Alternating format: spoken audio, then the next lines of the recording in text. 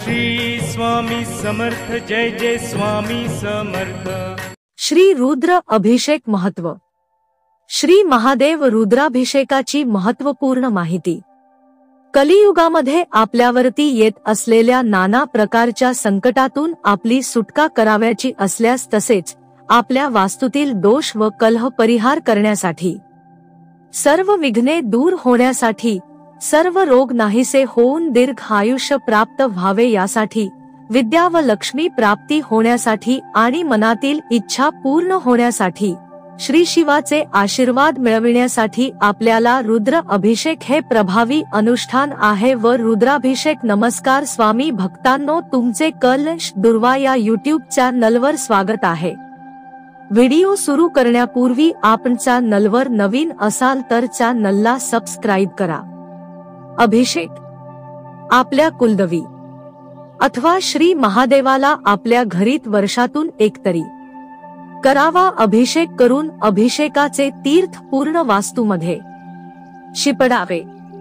रुद्राभिषेकाचे महत्त्व। रुद्र ही एक वैदिक देवता आहे। रुद्राचा आविष्कार हा ऋग्वेदापासून आहे। ऋग्वेदात रुद्राचे एकूण 75 उल्लेख आहे। ही देवता शंकरात नंतर विकसित झाली। रुद्र हा शब्द रोदिती अथवा रोदयती अर्थातच रडविणारा या शब्दावरून आला आहे। या देवतेचे वेदपश्चात शंकर शिव यांच्याशी एकीकरण झाले आहे, ते फार नंतरचे। रुद्राचे मूलस्वरूप हे फार भीषण हिंसक असे आहे, त्यामुळे भक्त त्याला सतत विनंती करतो की माझ्यावर दया कर, मला मारू नकोस, प्रसन्न होऊन मला हव्या त्या वस्तू दे। रुद्राचे दुसरे स्वरूप भद्र म्हणजे कल्याण करणारा असेही आहे, म्हणून रुद्रसूक्त हे त्या भद्र रूपाला प्रसन्न करण्यासाठी आहे। रुद्र हा अग्नी स्वरूप आहे, तसेच जल स्वरूप आहे। तो पंच महाभूतांचा अधिपती आहे। रुद्र हा नागर संस्कृतीच्या आधीपासून सनातन धर्मात अस्तित्वात आहे। रुद्रसूक्त हा यजुर्वेदाच्या तैत्तिरीय संहितेचा भाग आहे। आपल्या समाजात रुद्र सूक्ताच्या पठणाची एकादशनी आणि लघुरुद्र ही 2 रूपे जास्त प्रचलित आहे। याचीच विस्तरित आवृत्ती म्हणजे महारुद्र आणि अतिरुद्र होत। एकादशनी मध्ये रुद्रसूक्ताच्या 11 आवृत्त्या करायची पद्धत आहे आणि पुढील रूपात आवर्तनाची संख्या 11च्या पटीत वाढत जाते। लघुरुद्र करताना 121 आवर्तने होणे आवश्यक असते, म्हणून 11 पुरोहित असतात। 11 पुरोहित 11 वेळा पाठ करतात। रुद्रसूक्तात रुद्राची 100 नावे आहेत, म्हणून या सूक्ताला शत्रुद्रीय असेही म्हणतात। श्रावणी सोमवार, महाशिवरात्री इत्यादी पवित्र दिवशी लघुरुद्र करण्याची प्रथा आहे। त्याचप्रमाणे काही लोक रोजच्या पूजेत अभिषेकच्या वेळी रुद्र म्हणतात। रुद्रसूक्ताचे 2 भाग आहेत। 1. 11 नमके, ज्यात रुद्राच्या नावामागे वंदन असो यार्थी नमः असे पद येते। नमकात आधी देवतेची स्तुती केली जाते आणि त्या स्तुतीने ते 11 रुद्र प्रसन्न झाले की मग उत्तरार्ध येतो। 2. 11 चमके म्हणजे ज्यात स्मेह शब्द आहेत, ज्याचा अर्थ आहे मला हवे अथवा मला हे दे। चमकामध्ये स्तोत्रपठण करणारा किंवा करविणारा मग त्या रुद्रांकडे आपल्याला हव्या असलेल्या गोष्टी मागतो। चमक आणि नमक ही नावे पुराणकाळात रूढ झाली, त्याचा व्याकरणाशी संबंध नाही। याशिवाय रुद्रसूक्ताचा भाग नसलेला ओम शांतिः शांतिः शांतिः हा शांती मंत्र सुरुवातीला आणि शेवटी म्हणतात। घरात सर्वसाधारणपणे होम करतात आणि होमाला या सूत्राच्या आवर्तनाची जोड दिली जाते। 11 रुद्र असल्याने 11 या संख्येला महत्त्व आहे असे दिसते। सर्वसाधारणपणे लघुरुद्राला 11 ब्राह्मण असतात। एक ब्राह्मण एक नामक मोठ्याने म्हणतो आणि बाकीचे मनात म्हणतात। अशा रीतीने नमकाची 11 आवर्तने झाली असे मानतात। 11 वेळा नमके झाली की एकदा चमकाचा पाठ केला जातो। आपल्याकडे एक फार चुकीची समजूत आहे की श्लोकाचा अर्थ समजावून घेऊन पठण केले तर फळ कमी मिळते, त्यामुळे बरेच याज्ञिकी करणारे अर्थ समजता नुसताच मौखिक पाठ करतात। यजुर्वेद काळातही चोर, डाकू, दरोडेखोर होते आणि त्यांचे नियंत्रण त्यांच्यापासून संरक्षण करणे हे काम रुद्राला दिले आहे. फसविणाऱ्या, लबाड लोकांचे, तलवारी घेऊन हत्या करणाऱ्या चोराचे, वाटमायाचे इत्यादीचे पालकत्व रुद्राला दिले आहे. नमक 3. तसेच मर्दानी, घाव घालणाऱ्या स्त्रियांचे, विषय लंपट, टोळ्या आणि त्यांचे पुढारी, भूत आणि इतर गणांचा अधिपती ज्याचे अक्राळ विक्राळ आणि नाना रूपधारी असे अनुयायी आहेत, कुंभार, लोहार, पारधी, कोळी, शिकारी इचा नायक अशी ही स्तुती आहे. नमक 4. सृष्टीवर पूर्ण प्रभुत्व असणारा, वाळवंटात, बर्फात, धुळीत, खडकात, जमिनीवर आणि हिरवळीवर असणारा अशी पण स्तुती आहे. नमक 9. त्याचे फार मोठे सैन्य आहे आणि आळवणी जी केली जात आहे ती अशा या सामर्थ्यवान देवाने आपल्याला त्रास देणाऱ्या शक्तींपासून आपले रक्षण करावे, कृपा करावी म्हणून हे सुक्त आहे.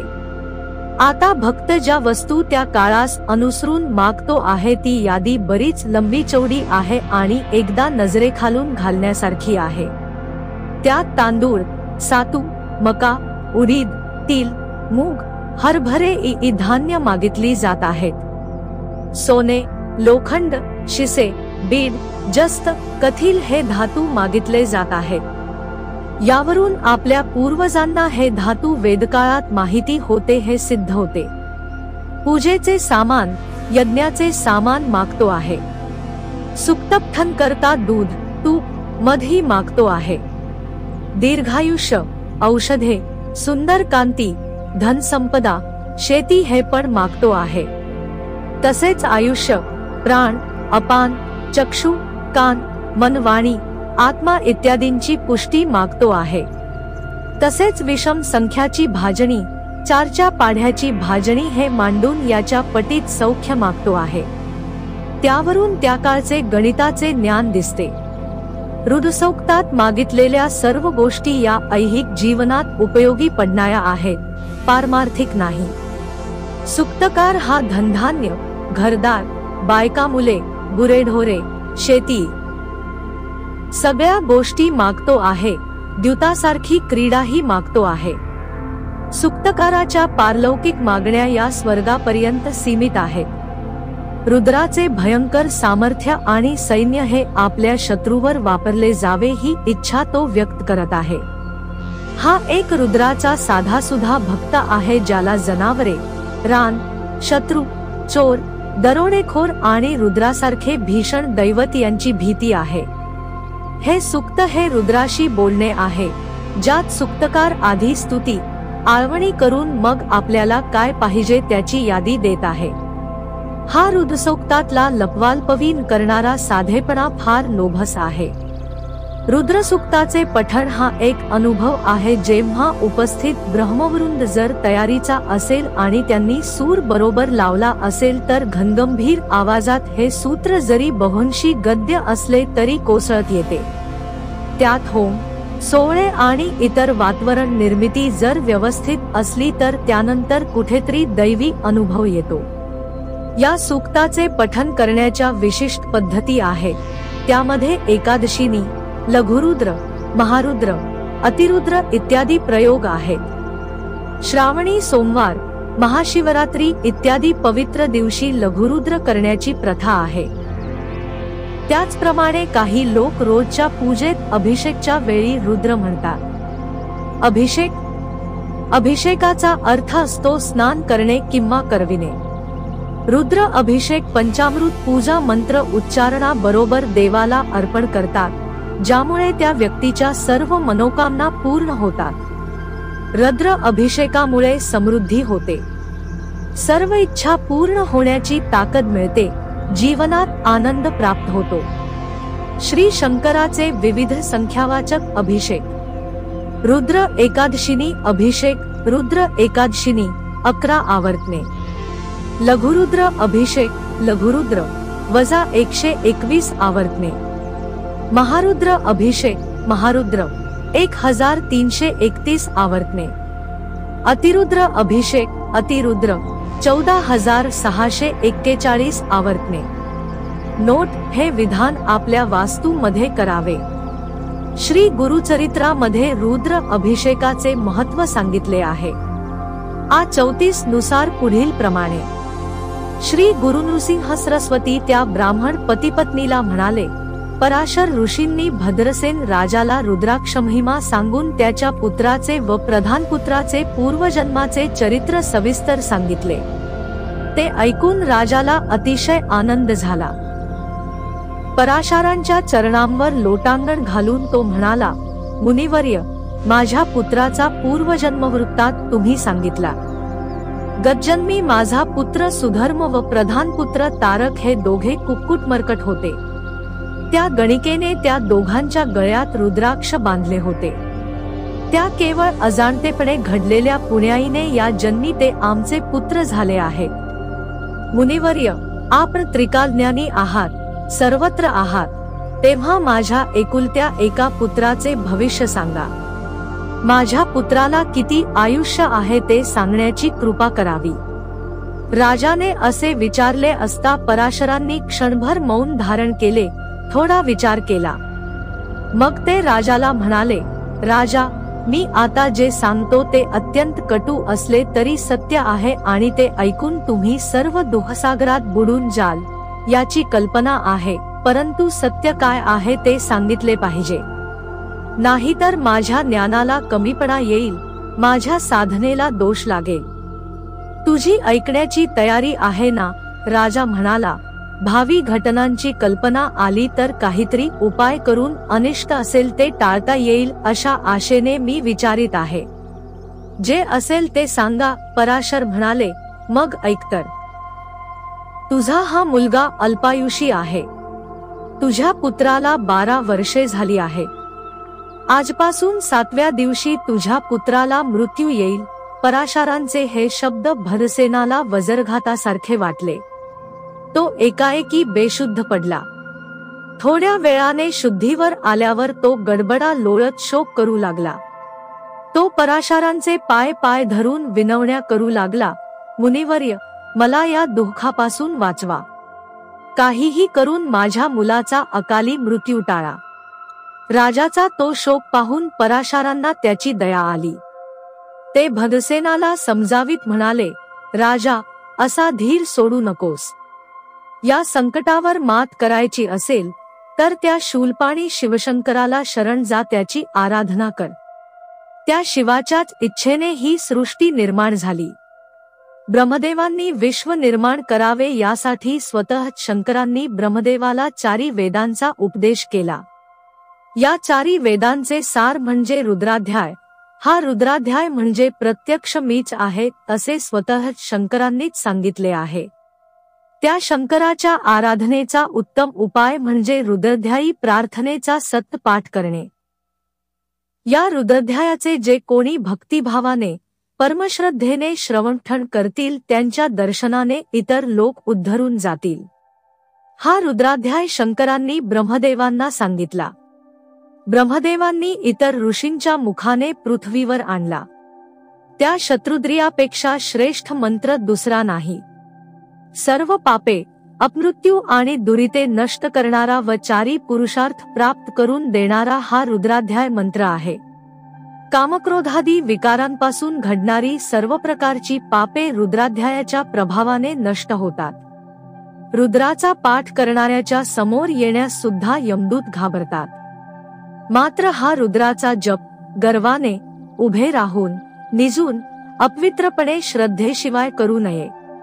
रुद्राभिषेकाचे जल जे तीर्थ म्हणून प्राशन करतात त्यांना पापे शिवत नाहीत.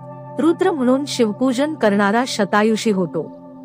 मी तुला एक उपाय सांगतो, तो केल्यास तुझ्या पुत्राचे आयुष्य वाढेल, गंडांतर टळेल. यासाठी भगवान शंकरांवर 10,000 रुद्रावर्तनांनी अभिषेक कर. 100 घटांची स्थापना कर. त्यात दिव्यवृक्षांची पाने ठेव व ते जल अभिमंत्रित करून त्याने मुलावर सिंचन कर. नित्य 10,000 रुद्रावर्तने कर. त्याला तीर्थ प्राशन करू दे म्हणजे तुझा मुलगा 10,000 वर्षे जगेल. पराशरांनी असे सांगितले असता भद्रसेन राजाने विद्वान ब्राह्मणांना बोलावून रुद्रानुष्ठान सुरू केले.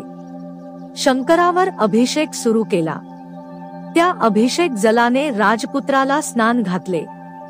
हे रुद्रानुष्ठान अखंड 7 दिवस चालू होते. 7व्या दिवशी राजपुत्र अचानक बेशुद्ध पडला. ते पाहताच पराशरांनी त्याच्यावर अभिषेकाचे जल शिंपडले. ब्राह्मणांनी दिलेल्या मंत्राक्षता त्याच्यावर टाकल्या. त्यावेळी सूक्ष्म रूपाने तेथे आलेले यमदूत राजपुत्राच्या जवळ येऊ शकले नाही. त्यांनी यमपाश टाकून प्राण खेचण्याचा खूप प्रयत्न केला, पण त्याचा काहीही उपयोग झाला नाही. त्यावेळी दंडधारी शिवदूत तेथे आले. त्यांनी यमदूतांना झोडपून काढून पळवून लावले. त्यामुळे राजपुत्र शुद्धीवर आला. ते पाहून भद्रसेनच्या डोळ्यातून आनंदाश्रू वाहू लागले. पराशरांना आनंद झाला. ते राजाला म्हणाले, राजा, आपण जिंकलो. तुझ्या पुत्रावरील मृत्यूचे गंडांतर गेले. मग त्यांनी सुधर्माला विचारले, बाळा, जे काही झाले त्यातले तुला काही आठवते का? सुधर्म म्हणाला, एक महाभयंकर काळपुरुष मला पकडून नेण्याच्या बेतात होता. त्याच वेळी 4 दिव्य पुरुष धावत आले. ते दोघेही शिवशंकरासारखे दिसत होते. त्यांनी त्या काळपुरुषापासून माझी सुटका केली. हे ऐकताच राजा भद्रसेन भगवान शंकरांचा जय जयकार करू लागला. नगरात सगळीकडे आनंदोत्सव सुरू झाला. राजाने भरपूर दानधर्म केला. सर्व ब्राह्मणांना भोजन व दक्षिणा देऊन त्यांचे आशीर्वाद घेतले. पराशरांना महास्नावर बसवून त्यांचा मोठा सन्मान केला. त्याच वेळी नारदमुनी तेथे आले. राजाने त्यांचा सन्मान करून विचारले, मुनिवर्य, आप अवघ्या त्रैलोक्यात संचार करता, तेव्हा आपणास काही अपूर्व असे आढळले का? नारदमुनी म्हणाले, मी कैलासलोकी गेलो होतो. त्यावेळी यम वीरभद्राला जाब विचारण्यासाठी आला होता. माझ्या दूतांना शिवदूतांनी पिटाळून का लावले असे यमाने विचारले असता वीरभद्र त्याला म्हणाला, तू भद्रसेनच्या मुलाला कोणाच्या आज्ञेने नेत होतास? त्याला 10,000 वर्षांचे आयुष्य आहे. तो सार्वभौम राजा होणार आहे. हे तुला माहित नाही का? तू आपल्या मर्यादा का सोडल्यास? चित्रगुप्ताकडे काय नोंद आहे ती पहा. मग यमाने चित्रगुप्ताला खुलासा विचारला. तेव्हा चित्रगुप्त सुधर्माची पत्रिका पाहून म्हणाला, येथे या राजपुत्राला 12 वर्षे आयुष्य आहे असे लिहिले आहे. हे खरे. मोठेच गंडांतर आहे, पण नंतर तेथेच मोठ्या पुण्याईने व रुद्रानुष्ठानाने ते गंडांतर चुकवून हा 10,000 वर्षे राज्य करील असे लिहिले आहे. हे ऐकताच यम वीरभद्राला नमस्कार करून निघून गेला. या पराशरांच्या सामर्थ्याने व रुद्रानुष्ठानाने तुझ्या पुत्राने मृत्यूलाही किंकले आहे असे सांगून नारदमुनी नारायण नारायण म्हणत आकाशमार्गाने निघून गेले. पराशरांनीही राजाचा निरोप घेतला. त्या ब्राह्मण पतिपत्नीला ही कथा सांगून श्री गुरु नृसिंह सरस्वती म्हणाले, रुद्रानुष्ठानाचे व रुद्राक्ष धारण केल्याचे महात्म्य असे मोठे अद्भुत आहे. सिद्ध्योगी नामधारकाला म्हणाले, म्हणून तर श्री गुरूंचे रुद्रावर फार प्रेम आहे. श्री गुरु रुद्रस्वरूप आहेत म्हणून रुद्रध्यायाने त्यांची पूजा करावी. अशा रीतीने श्री गुरुचरित्रामृतातील रुद्राध्याय महात्म्य नावाचा अध्याय 34वा समाप्त. असे महत्व रुद्राभिषेकाचे आहे. लघुरुद्र आणि अतिरुद्र.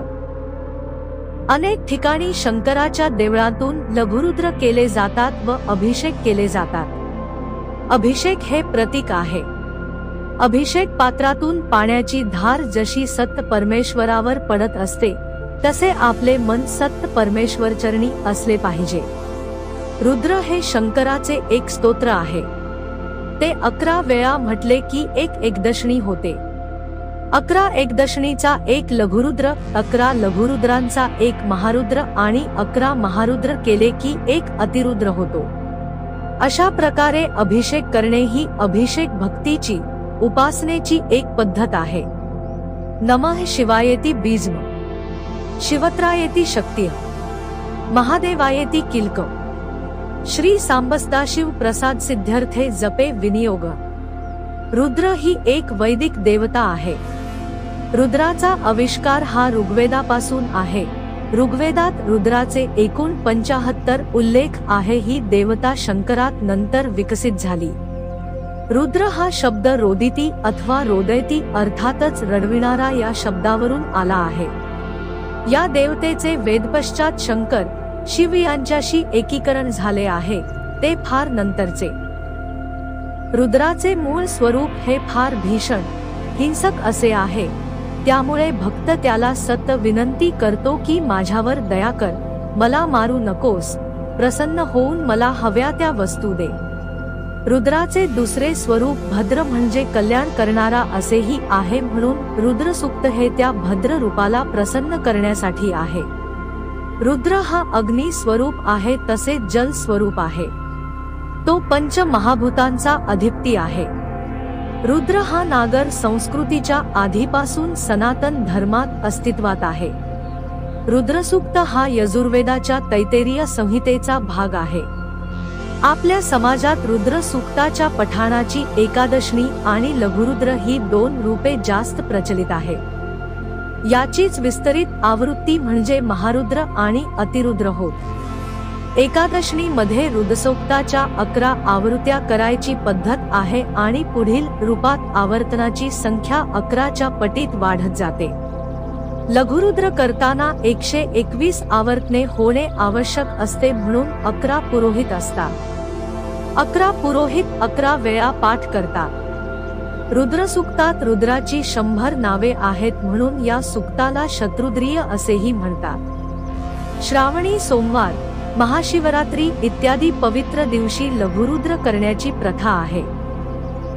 त्याचप्रमाणे काही लोक रोजच्या पूजेत अभिषेकच्या वेळी रुद्र म्हणतात। रुद्रसूक्ताचे 2 भाग आहेत। 1. 11 नमके ज्यात रुद्राच्या नावामागे वंदन असो यार्थी नमः असे पद येते। नमकात आधी देवतेची स्तुती केली जाते आणि त्या स्तुतीने ते 11 रुद्र प्रसन्न झाले की मग उत्तरार्धी येतो। 2.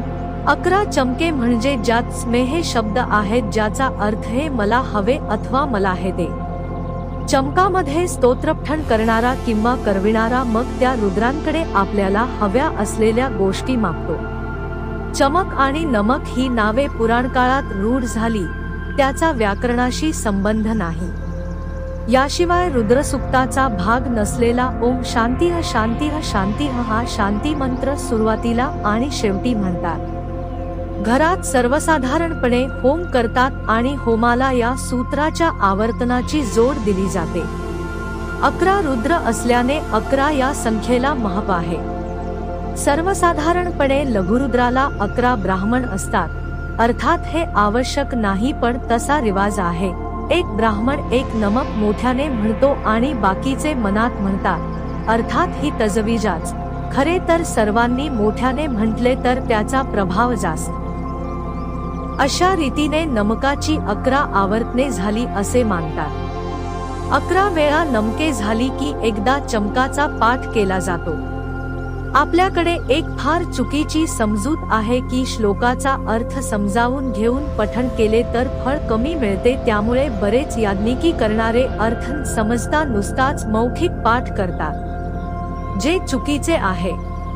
यजुर्वेद काळातही चोर, डाकू, दरोडेखोर होते आणि त्यांचे नियंत्रण, त्यांच्यापासून संरक्षण करणे हे काम रुद्राला दिले आहे। फसविणाऱ्या, लबाड लोकांचे, तलवारी घेऊन हत्या करणाऱ्या चोराचे, वाटमायाचे इत्यादीचे पालकत्व रुद्राला दिले आहे। नमक ती तसेच मर्दानी, घाव घालणाऱ्या स्त्रियांचे, विषयलंपट, टोळ्या आणि त्यांचे पुढारी, भूत आणि इतर गणांचा अधिपती, ज्याचे अक्राळ, विक्राळ आणि नानारूपधारी असे अनुयायी आहेत, कुंभार, लोहार, पारधी, कोळी, शिकारी इचा नायक अशी ही स्तुती आहे। नमक 4. सृष्टीवर पूर्ण प्रभुत्व असणारा, वाळवंटात, बर्फात, धुळीत, खडकात, जमिनीवर आणि हिरवळीवर असणारा अशी पण स्तुती आहे। नमक 9. त्याचे फार मोठे सैन्य आहे, आणि आळवणी जी केली जात आहे ती अशा या सामर्थ्यवान देवाने आपल्याला त्रास देणाऱ्या शक्तींपासून आपले रक्षण करावे, कृपा करावी म्हणून हे सुक्त आहे.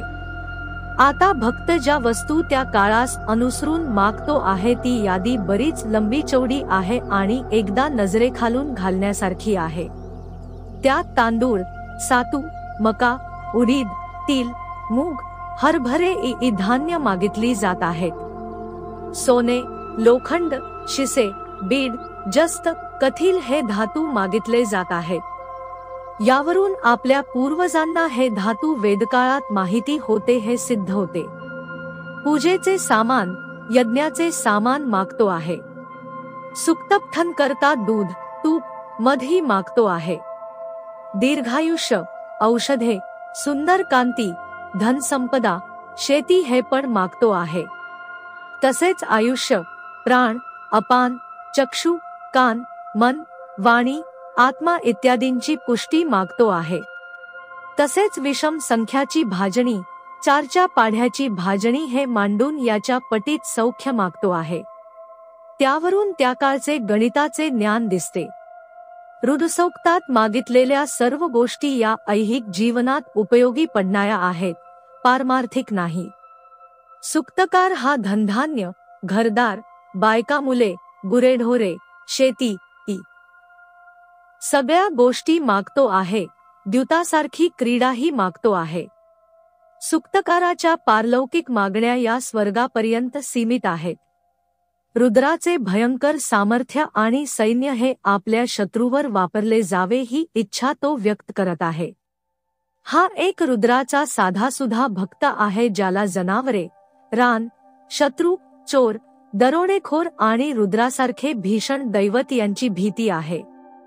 हे सुक्त हे रुद्राशी बोलणे आहे, ज्यात सुक्तकार आधी स्तुती, आळवणी करून मागणी करत आहे. हा रुद्रसूक्तातला लपवालपवीन करणारा साधेपणा फार लोभस आहे. रुद्रसूक्ताचे पठण हा एक अनुभव आहे. जेव्हा उपस्थित ब्रह्मवृंद जर तयारीचा असेल आणि त्यांनी सूर बरोबर लावला असेल तर घनगंभीर आवाजात हे सूत्र जरी बहुंशी गद्य असले तरी कोसळत येते. त्यात होम, सोहळे आणि इतर वातावरण निर्मिती जर व्यवस्थित असली तर त्यानंतर कुठेतरी दैवी अनुभव येतो. या सूक्ताचे पठन करण्याच्या विशिष्ट पद्धती आहेत. त्यामध्ये एकादशीनी, लघुरुद्र, महारुद्र, अतिरुद्र इत्यादी प्रयोग आहेत. श्रावणी सोमवार, महाशिवरात्री इत्यादी पवित्र दिवशी लघुरुद्र करण्याची प्रथा आहे. त्याचप्रमाणे काही लोक रोजच्या पूजेत अभिषेकच्या वेळी रुद्र म्हणतात.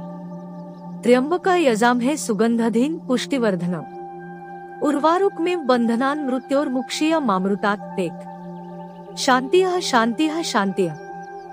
रुद्राभिषेक एक अद्वितीय साधन. पप्पू क्षीरसागर महाराज, नगर. परमपूज्य सद्गुरु श्रीरामकृष्ण क्षीरसागर महाराज, वेदात नगर, अनगर यांनी शिवोपासना आणि रुद्राभिषेक यावर केलेले मार्गदर्शन. भगवान शंकर व त्यांचे स्वरूप भग म्हणजे ऐश्वर्य, भगवान म्हणजे ऐश्वर्यवान. श करोती इति शंकर. श म्हणजे कल्याण. कल्याण करणारे शंकर भगवान असा खरा शंकर शब्दाचा अर्थ आहे. देवदेवतांमध्ये भगवान शंकर ही मुख्य देवता आहे. प्रत्यक्ष शिवाचे रूप हे निर्गुण स्वरूपाचे आहे, परंतु उपासनेसाठी त्याचे रूप लिंग स्वरूपाचे आहे. भगवान शिव हे आपल्याला लिंगरूपाने दर्शन देत असतात. शिवोपासना करण्याचे विविध मार्ग आहेत. रुद्राभिषेक करणे, शिवलीलामृताचे पठण करणे, नमः शिवाय हा जप करणे, श्रावणी सोमवारचा, महाशिवरात्रीचा उपवास करणे इत्यादी. ज्योतिर्लिंगाच्या ठिकाणी भगवान शंकर ज्योतीच्या तेजोमय रूपात शिवलिंगात प्रगट झाले आहेत. ज्योतिर्लिंग याचा अर्थ आत्मज्योत असा आहे. ही उपासनेसाठी आहे. शिवलिंगाची उपासना म्हणजे लिंगावर रुद्राभिषेक करणे. भगवान शंकराला अभिषेक अतिशय प्रिय आहे. सत अभिषेकाने तो लवकर प्रसन्न होतो. म्हणून जेथे जेथे शंकराची पिंडी असेल तेथे पाण्याची संततधार पडावी अशी व्यवस्था केलेली असते. शिवलिंगाच्या अभिषेकाचे पाणी जाण्याचे टोक उत्तरेकडे असते, कारण ते उत्तरेकडे असणाऱ्या गंगानदीकडे जाते ही भावना असते. रुद्र हा वेदमंत्र आहे. रुद्र म्हणजे द्रवणे. स्तुती मनुष्याप्रमाणे ईश्वरालाही प्रिय आहे. आपल्या स्तुतीने भगवंताला पाझर फुटला पाहिजे. एकदा त्याचे मन द्रवले की आपण संकटातून वाचतो. त्याचा आपल्याला आधार मिळतो. पुष्कळ लोकांच्या जीवनात अडथळे येतात व प्रगती होत नाही. अशा वेळेला रुद्राभिषेक केला की अडचणीतून मार्ग निघतो. रुद्र आवर्तनातील सर्व श्लोक संस्कृत मध्ये आहेत. रुद्र म्हणण्याची विशिष्ट लय व पद्धती आहे. त्याचप्रमाणे त्याचे उच्चार करावे लागतात. म्हणून रुद्राभिषेक हा जाणकार ब्राह्मणांकडून करून घ्यावा लागतो. ते वेदमंत्र असल्याने त्यात शक्ती आहे. योग्य पद्धतीने उच्चार झाल्यावर ती शक्ती कार्यरत होते व अनुभवाला येते. रुद्राभिषेक घरात, बाहेर कोठेही, क्षेत्राचे ठिकाणी केव्हाही केला तरी चालतो. हा अगोदर ठरवून करावा. विशेषतः प्रदोष, सोमवार, एकादशी अशा दिवशी केलेला उत्तम. तुमच्या सवडीने महिन्यातून वरीलपैकी कोणताही एक दिवस ठरवा व रुद्राभिषेक करा. त्याचा तुम्हाला हमखास फायदा मिळेल. रुद्र हा एकदा ऐकून भागत नाही. तो पुन्हा पुन्हा ऐकावा लागतो. म्हणजे अडथळे दूर होऊन प्रगती साधली जाते. रुद्र हे वेदमंत्र असल्याने त्याचे जसजसे उच्चारण होते तसतशा देवता तिथे उत्पन्न होतात व लोककल्याण करतात. रुद्राभिषेकाचे फायदे. घराण्याचे दोष कमी होणे. कुठल्याही व्यक्तीच्या मृत्यूपूर्वी सर्व इच्छा पूर्ण होतातच असे नाही. त्यातूनच पितृदोष निर्माण होतात. पितृदोषांमुळे घराणीच्या घराणी नाहीशी झाल्याची उदाहरणे आहेत. कुंडलीत पितृदोष हे राहूचे दोष या नावाने दर्शवले जातात. राहूचे दोष इतके वाईट असतात की जगणे मुश्किल करतात. काही घरात सर्व सुखसोयी असूनही अस्वस्थता असते. काही घरात काही कारण नसताना सतत भांडणे होतात. काही घरात जेवण तयार असून शांत रीतीने खायला मिळत नाही. या सर्वांवर उपाय म्हणजे शिवोपासना करणे. मनोविकार कमी होणे. रुद्र आवर्तने ऐकल्यावर कालांतराने मनोविकार कमी होतात. काही कारण नसताना हातवारे करणे, मनाशी पुटपुटणे, ऑफिसमध्ये बसल्या बसल्या दातावर पेन्सिल आपणे, चटईवर बसल्या बसल्या काड्या काढणे, पुडीचा फेकून दिलेला वर्तमानपत्राचा कागद वाचत बसणे, एकाच गोष्टीचा पुन्हा पुन्हा विचार करणे किंवा पुन्हा पुन्हा उच्चार करणे हे सर्व सूक्ष्म मनोविकारांचे प्रकार आहेत. ह्या सूक्ष्म मनोविकारांची योग्य दखल घेतली नाही तर ते विकार पुढे पुढे वाढत जातात. तुमच्याकडे जेव्हा लघुरुद्र महारुद्र करता तेव्हा तुम्हाला समजत जरी नसले तरी ते ऐकावे, श्रवण करावे.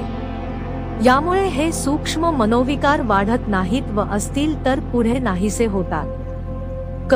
पाऊस पडणे. पाऊस पडत नसेल तर सामुदायिक प्रार्थनेचा जरूर उपयोग होतो व ईश्वरी शक्ती आपले कार्य करते. पूर्वीच्या काळी पावसासाठी यज्ञही करीत असत. शिवलिंगावर अभिषेक करत असत. तसा अभिषेक म्हणजे पाण्याची संततधार आपण ठेवली तरी पाऊस पडण्यास मदत होते. परंतु अशी पाण्याची संततधार पाऊस पडेपर्यंत ठेवायला लागते. भूकंपापासून रक्षण होणे. सध्या लहान मोठे भूकंप खूप ठिकाणी होत आहेत. जेथे जमीन पोकळ असते तेथे असे भूकंप होत असतात. पोकळ जमिनीतून स्वयंभू शिवलिंगे बाहेर येत असतात. म्हणून ती पोकळ जमीन टणक होण्यासाठी आपल्याकडे रुद्राभिषेक करून शिवाला शांत करण्याची पद्धत आहे. तेव्हा तुम्ही सर्वांनी आपापल्या घरी अथवा देवदेवळातून रुद्राभिषेक जरूर करावे. त्यामुळे तुमच्या सर्वांचे भूकंपापासून रक्षण होईल. भूकंपासारख्या संकटातून वाचण्यासाठी रुद्राभिषेक हा एक उपाय आहे. स्वयंभू शिवाचा विचार केला तर त्याच्या लिंगाचे एक टोक जरी वर दिसत असले तरी दुसरे टोक थेट भूगर्भात शेवटपर्यंत असते.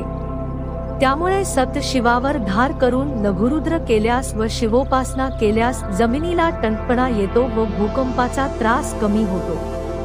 ज्या ठिकाणी स्वयंभू शिवलिंगे आहेत त्या ठिकाणी ही उपासना केल्यास ह्याचा अनुभव आल्याशिवाय राहत नाही. स्वयंभू याचा अर्थ जमिनीतून आपोआप वर आलेले. आपल्या स्तुतीने त्याला पाझर फुटला पाहिजे. एकदा त्याचे मन द्रवले की आपण संकटातून वाचतो याबाबत श्रद्धाही बाळगली पाहिजे. व्यक्तीपासून राष्ट्रापर्यंत येणाऱ्या अगतिक संकटावर रुद्राभिषेक हा खात्रीचा उपाय आहे. दिलेली माहिती धार्मिक व वास्तुशास्त्र पुराण धर्माच्या मान्यतेच्या आधारावर दिलेली आहे. यामागे कोणतीही अंधश्रद्धा पसरवण्याचा किंवा त्यास वाढ देण्याचा उद्देश नाही. त्यामुळे कोणत्याही व्यक्तीने तसा गैरसमज करून घेऊ नये. धन्यवाद. श्री स्वामी समर्थ. श्री स्वामी समर्थ.